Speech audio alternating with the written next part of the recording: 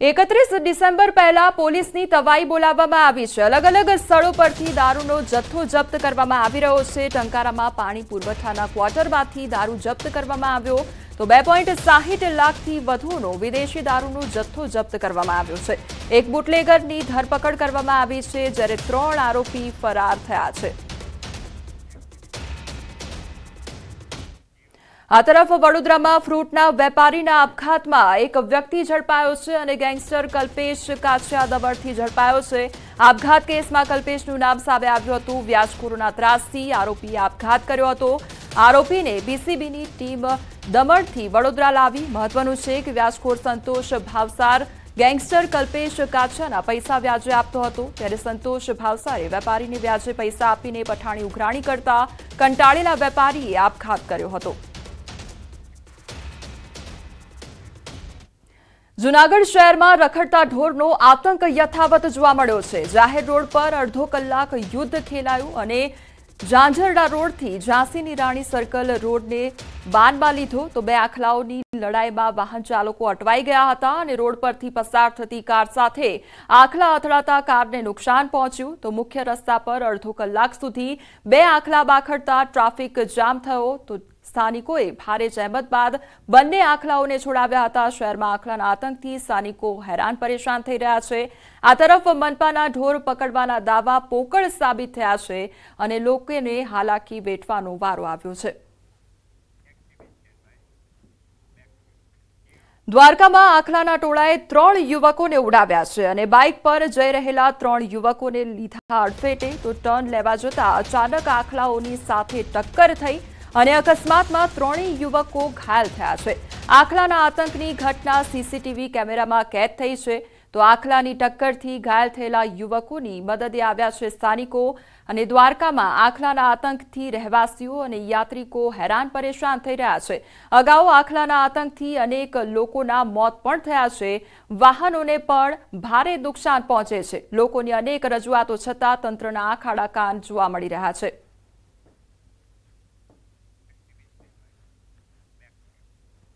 ગીર ગઢડાના મોહબ્બતપરા ગામે સિંહે ગામમાં પશુનું મારણ કર્યું અને રાત્રિ દરમિયાન સિંહ ગામમાં ઘૂસી આવતા ગ્રામજનોમાં ફફડાટ ફેલાયો છે।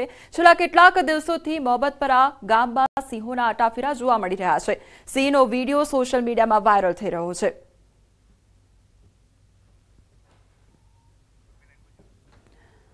તો ગીર સોમનાથના દ્રશ્યો સામે આવ્યા છે જ્યાં કેટલાય દિવસોથી સિંહના આટાફેરા જોવા મળી રહ્યા છે અને સિંહ દ્વારા મારણ પણ કરવામાં આવ્યું છે તે અંગેનો વિડીયો પણ વાયરલ થઈ રહ્યો છે અને સિંહના આટાફેરાથી ગ્રામજનોમાં ફફડાટ ફેલાયો છે।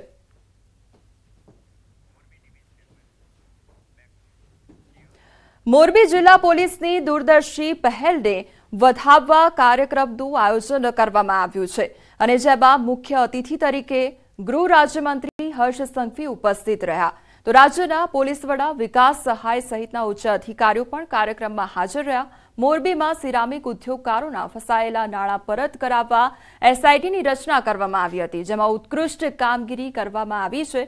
સિરામિક ઉદ્યોગના પ્રતિનિધિઓએ નાણાકીય સમસ્યાઓના ઉકેલ માટે રજૂઆત કરી હતી જેને લઈ એસઆઈટીની રચના કરવામાં આવી હતી અને ફસાયેલા નાણાંને લઈને 103 અલગ અલગ ઔદ્યોગિક એકમોએ અરજીઓ કરી હતી અને 39.86 કરોડની રકમની એપ્લિકેશન આવી હતી ત્યારે એસઆઈટીએ અલગ અલગ રાજ્યોમાં જિલ્લાઓમાં તપાસ કરી અને 19 કરોડથી વધારેની રકમ ઉદ્યોગકારોને પરત કરવામાં આવી તો એસઆઈટીને માત્ર સીસીમાં રાખીને કરેલા પત્ર વ્યવહારમાં પણ કાર્યવાહી કરી ઔદ્યોગિક યુનિટ્સને 2.33 કરોડની રકમ પરત કરવામાં આવી છે। તો કાર્યક્રમમાં હર્ષ સંઘવીએ પોલીસને પણ ટકોર કરી કે નાગરિકોને પરેશાની ન થાય તે રીતે કામગીરી કરવામાં આવે।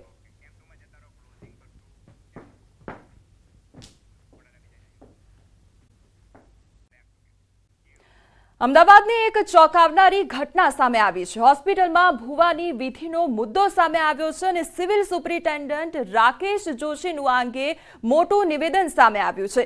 ભૂવો દર્દીના સગા તરીકે આઈસીયુ સુધી પહોંચ્યો તેવું કહેવામાં આવ્યું છે ત્યારે પાસ વગર કોઈ અંદર જઈ શકતું નથી તેવું પણ કહેવામાં આવ્યું છે।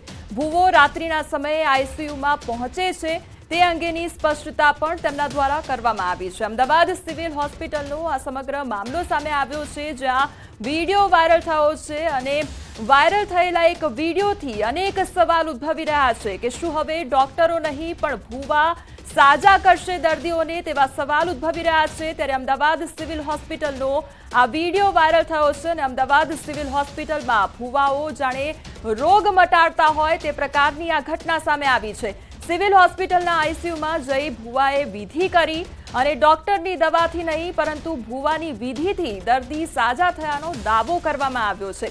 જડબે-સલાખ સિક્યોરિટી વચ્ચે આ ભૂવો આઈસીયુ સુધી પહોંચી જાય છે।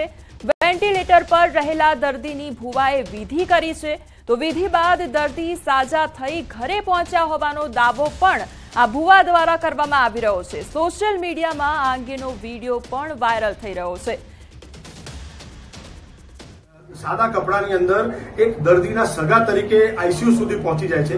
अदरवाइज सिक्योरिटी व्यवस्था એટલી સ્ટ્રોંગ છે કે કોઈ પણ વ્યક્તિ જો પાસ ન હોય તો એના સગા પાસે કે દર્દી પાસે જઈ શકતું નથી અને જે વિડીયોનો સમય છે પણ રાત્રિનો લાગી રહ્યો છે। જે ખોડિયાલ મુકેશ ભુવાજીની કૃપાથી મારા ઘરવાળાને સારું થયું કે આઈસીયુમાંથી બહાર આવી ગયા। જય ખોડિયાલ મુકેશ ભુવાજીને ખોડિયાલે મારી દાદીને હોસ્પિટલમાં હતા, હોસ્પિટલ વાળા છૂટી ગયા ડોક્ટરો, પણ મુકેશ ભુવાની ખોડિયાલે મારી દાદીને ઉભા કરી દીધા। એમના દરબારમાં લઈને આવ્યો છું નિકોલવાડી ખોડિયાલ મુકેશ ભુવાજીની। તો આ અંગે અનેક સવાલો ઉદ્ભવી રહ્યા છે કે આખરે આ હોસ્પિટલમાં ભૂવો કેવી રીતે આવ્યો તેને લઈને અનેક સવાલ ઉદ્ભવી રહ્યા છે। ત્યારે સુરક્ષાને લઈને પણ અનેક સવાલ ઉદ્ભવી રહ્યા છે કે શું હવે ભૂવા સારવાર કરશે, વિડીયો બાદ શું સિવિલ કોઈ પણ પ્રકારના પગલાં ભરશે કે કેમ તેને લઈને સવાલ ઉદ્ભવી રહ્યા છે। આવા અનેક સવાલ ન્યૂઝ 18 ગુજરાતી ઉઠાવી રહ્યું છે। અમદાવાદ સિવિલની સુરક્ષા સામે અનેક સવાલો ઉઠ્યા છે। જ્યારે દર્દી સારવાર લેવા માટે હોસ્પિટલમાં આવે છે ત્યારે તેની સારવાર ડોક્ટર્સ કરતા હોય છે, પરંતુ અહીંયા તો પરિવારજનો જાતે કહી રહ્યા છે કે ડોક્ટર્સ છૂટી ગયા અને આખરે ભૂવા દ્વારા વિધિ કરવામાં આવી અને પરિવારજન બચી ગયા છે। આ બેન એમને બહુ જ પ્રોબ્લેમ ખરાબ હતી અને આ ભાઈ કે જે એમને મારા વિડીયો જોયો હતો ઇન્સ્ટાગ્રામ પર કે આ દાદી બહુ જ બીમાર છે એમ, એ સમજીને મારો વિડીયો જોઈને આ ભાઈ મને ફોન કર્યો, હોસ્પિટલમાં દાખલ છે કે એવા દુઃખની ભાગીદાર બન્યા હતા અને આજે એ બેન મારા મારી ખોડિયાના પ્રતાપે આજે આ બેન સહી સલામત આઈસીયુ માંથી બહાર આવી ગયા અને આજે આ બેન નું કમ્પ્લીટ થઈ ગયું। જય ખોડિયાલ મારા છોકરાને મુકેશ ભુવાજીએ જીવતો કર્યો, આઈસીયુ માંથી બહાર કાઢ્યો, નવું જીવન આપ્યું। 45 ટાંકા હતા। આજે મુકેશ ભુવાની ખોડિયારના પ્રતાપે આજે મને નવું જીવન મળ્યું। નિકોલવાળી ખોડિયારની જય, મુકેશ ભુવાજીની જય। તો આ તમામ આપણે વિડીયો સાંભળ્યા, તમામ એ પરિવારજનો હતા, તેમના દ્વારા વાત કરવામાં આવી રહી છે। આવા એક નહીં પરંતુ અનેક એવા દર્દી છે કે જેમનો રોગ મટાડવામાં આવ્યો હોય તેવો દાવો એ પરિવારજનો દ્વારા કરવામાં આવી રહ્યો છે। જે પરિવારજનો આ ભૂવાને માની રહ્યા છે, મુકેશ ભુવાને આ પરિવારજનો માની રહ્યા છે ને એટલા માટે જ તેમના દ્વારા દાવો કરવામાં આવી રહ્યો છે કે ડોક્ટર દ્વારા નહીં પરંતુ ભુવા દ્વારા અમારા પરિવારજનો સાજા થયા છે। અમદાવાદ અસરવા સિવિલ હોસ્પિટલનો એક વિડીયો વાયરલ થયો છે કે જેમાં દર્દી છે તે સિવિલ હોસ્પિટલના આઈસીયુમાં એડમિટ છે અને એમની સારવાર કરવા માટે ડૉક્ટર નહીં પરંતુ ભૂવો આવે છે અને તે સારવાર કરે છે અને તેને લઈ પણ જાય છે। ત્યારે આપ જોઈ શકો છો કે આ જે ટ્રોમા સેન્ટર છે, ટ્રોમા સેન્ટરના આઈસીયુમાં દર્દી દાખલ હતો, પરંતુ કેટલાક નિયમો હોય છે કે જે આઈસીયુમાં જવા માટેના દર્દીઓ જે આવતા હોય છે ત્યારે તેને પણ ચકાસવામાં આવે છે। જ્યારે દર્દી એડમિટ હોય છે ત્યારે એમને પાસ આપવામાં આવે છે અને પાસ ઉપર જ તેમને એન્ટ્રી આપવામાં આવતી હોય છે। આપ અહીં સુરક્ષા કરી રહ્યા છો। એક વિડીયો વાયરલ થયો છે, એમાં જોવા મળી રહ્યું છે કે દર્દી અંદર દાખલ છે અને એક ભૂવા જાય છે અને એની સારવાર કરે છે, તો એ કેવી રીતના એન્ટર થયા? મેડમ આમાં એવું છે કે કોઈને આપણે સિક્કો તો વાગેલું થયું કે આ ભૂવો જ છે, એટલે પેશન્ટ જોડે ધારો કે આવ્યા હોય એ લોકો અને પેશન્ટ જોડે ગયા હોય તો એમાં તો કઈ રીતે નક્કી કરી શકે કે ભાઈ આ ભૂવો છે? ઓકે, એની પૂછતાછ કરી? પૂછતા તો આ તો એકચ્યુઅલી 2 મહિના પહેલાનો વિડીયો વાયરલ થયેલો છે, અત્યારનું છે નહીં। આ તો અત્યારે અમને ખબર પડે। પાસ ચેક કરે? હા, પાસ તો ચેક કરે। 3 અંદર સિક્યુરિટી ગાર્ડ છે, ગેટ ઉપર, મિડલમાં અને આગળ આઈસીયુના ગેટ ઉપર। એ લોકો પાસ ચેક કર્યા સિવાય જવા દેતા નથી અંદર. અને અહીં પહેલાં તો અહીંથી જ જાય ગેટ, આ મેઇન એન્ટ્રી છે, અહીંથી જાય એટલે આગળ ચેક કરતા એ લોકો આઈસીયુમાં પોકે. પણ જ્યારે સિક્યુરિટી હોય છે, આઈસીયુ આગળ પણ સિક્યુરિટી હોય છે, અને આઈસીયુમાં જે દર્દીઓના વિડીયો મીડિયાને પણ નથી લેવા દેતા જ્યારે કોઈ પણ ઇસ્યુ બનતો હોય છે ત્યારે, તો આ કેવી રીતના આખો વિડીયો બહાર આવ્યો છે? સવાલ સિક્યુરિટી ઉપર પણ. એમાં એવું નથી મેડમ, ધારો કે પરમિશન હોય D2માંથી સરની તો બધા જવા દે, મીડિયાને કોઈ રોકતા નથી, પણ પરમિશન વગર નથી એલાઉ. એટલે પણ મીડિયાને અત્યારે મોબાઈલથી એ વિડીયો ઉતારેલો છે, એટલે કોઈ એમની સાથે છે ને વિડીયો ઉતારે છે. હા, એટલે કહું છું તો ખરો કે એ કઈ રીતે આપણે જાણી શકીએ તો, કારણ કે કોણ હતું એ તો. પણ ધારો કે આપણને ખ્યાલ આવી જાય તો અમે લોકો પકડી જ લઈએ છીએ, જવા જતા બી નથી એ લોકોને અંદર. પણ અંદર ગયા પછી ધારો કે એ લોકો અંદર એવું કર્યું હોય તો એ વાત કઈ રીતે ખ્યાલ આવે? અમે લોકો અહીંયા નીચે હોઈએ છીએ મેઇન ગેટ ઉપર ગાર્ડો હોય છે બધા, અને કંઈ બી હોય તો એ લોકો ફોન કરે કે સર આવું થયું છે, તમે આવી જાઓ. એવું કંઈ એકચ્યુઅલી કંઈ જાણવા જ નથી મળ્યું. નિયમ શું હોય છે જ્યારે દર્દીઓના સગાવાલાએ ઉપર જવું હોય, એમને મળવા? અહીંયાથી ધારો કે પેશન્ટ આવે એટલે પેશન્ટ જોડે 2 માણસો અંદર જાય. પેશન્ટ ક્રિટિકલ હોય, ધારો કે ઓક્સિજન હોય તો 3 માણસ જવા દઈએ છીએ. પછી એ લોકો અંદર જાય, પછી સીએમઓમાં જાય, સીએમઓ પછી ધારો કે ત્યાં જોશે, પછી એ લોકો ત્યાંથી મોકલશે મેડિકલમાં, સર્જિકલમાં. ધારો કે પછી માઇનર ઓટી છે, બહુ સિરિયસ વાગેલું હોય તો સીધું માઇનર ઓટીમાં જાય, ત્યાં ટ્રીટમેન્ટ થયા પછી વોર્ડમાં એ લોકો લઈ જતા હોય, શિફ્ટ કરતા હોય.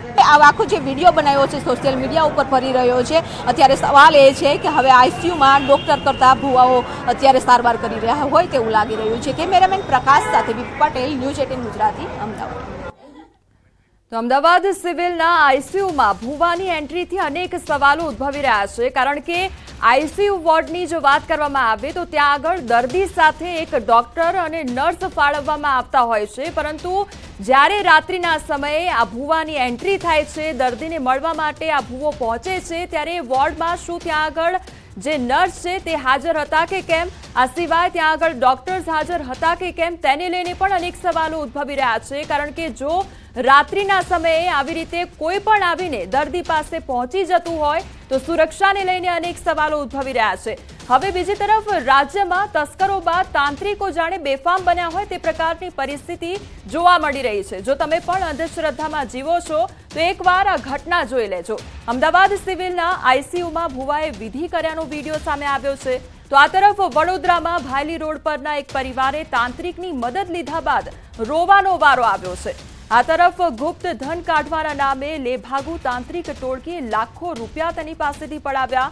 તો બીજી તરફ તાંત્રિક વિધિના નામે દ્વારકાના ભાણવડમાં સગીરાનું અપહરણ કરનાર 2 વિધર્મીઓની ધરપકડ કરવામાં આવી છે. તાંત્રિક વિધિના નામે અપહરણ કરાયું હોવાની ફરિયાદ નોંધવામાં આવી છે. તો બીજી તરફ ગણતરીના કલાકમાં ઝડપી પાડતી દ્વારકા જિલ્લા પોલીસ પણ સામે આવી છે. આ અંગે વધુ તપાસ પણ હાથ ધરવામાં આવી રહી છે. આ તરફ હવે મોરબી વિશે જો વાત કરવામાં આવે તો મોરબીમાં વધુ એક બોગસ ડોક્ટરનો પર્દાફાશ થયો છે. ડિગ્રી વગર લોકોની સારવાર કરતો હતો આ ડોક્ટર, અને પોલીસે એલોપેથી દવાઓ કબજે કરી પોલીસે ડોક્ટર સામે ગુનો નોંધી તપાસ શરૂ કરી છે. તેના દ્વારા દવાઓ પણ આપવામાં આવતી હતી દર્દીને, અને પોલીસે ડોક્ટર સામે ગુનો નોંધી વધુ તપાસ પણ હાથ ધરી છે. જે વધુ એક બોગસ ડોક્ટરનો પર્દાફાશ થયો છે, ત્યારે એલોપેથી જે દવાઓ છે તે પણ જપ્ત કરવામાં આવી છે. દવાઓનો જથ્થો પણ જપ્ત કરવામાં આવ્યો છે. ખાતર માટે 300 જેટલા ખેડૂતોની કતાર જોવા મળી રહી છે. આ તરફ ગીર સોમનાથના કોડીનાર ડેપોમાં ખેડૂતોની કતાર જોવા મળી રહી છે. યુરિયા ખાતર માટે ખેડૂતોની લાંબી કતારો લાગી છે. 300 જેટલા ખેડૂતો યુરિયા ખાતર માટે ઉમટી પડ્યા છે, અને સંઘમાં 55 ટન યુરિયા ખાતરનો જથ્થો આવતા ખેડૂતોમાં પડાપડી જોવા મળી છે. મોટી સંખ્યામાં ખેડૂતો અને ખેડૂત મહિલાઓની કતારો લાગી છે.